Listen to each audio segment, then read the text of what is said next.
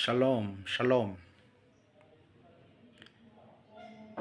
Hamujambo nyote, nami si jambo. Bali ni Baba wetu wa mbinguni, namshukuru kwa wakati huu. Maana ameweza kunilinda. Tena nitoe salamu zingine kwa ndugu zangu ambao ni Waislamu, ambao ni ndugu zangu wa upande wa kushoto katika imani. Salamu alaikum wa rahmatullahi wa barakatuh. Waislamu mnasema ya kwamba Masihi Isa bin Maryam hakufa wala hakusulubiwa. Je, katika Qur'ani yote ni andiko gani ambalo linasema ya kwamba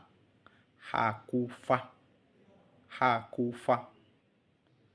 Ninajua mtakimbia kwa sura ambayo ni sura ya 4, sura ya wanawake.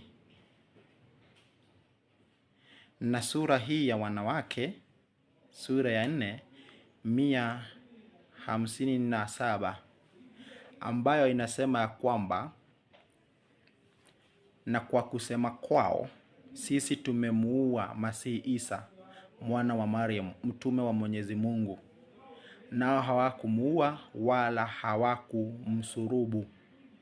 Yani wa makataluhu wa masalabuhu walakin subilahum. Sasa hiyo sura inasema hawakumuua, lakini haisemi hakufa.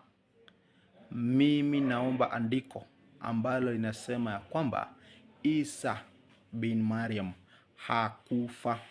Waislamu, swali ni lenu.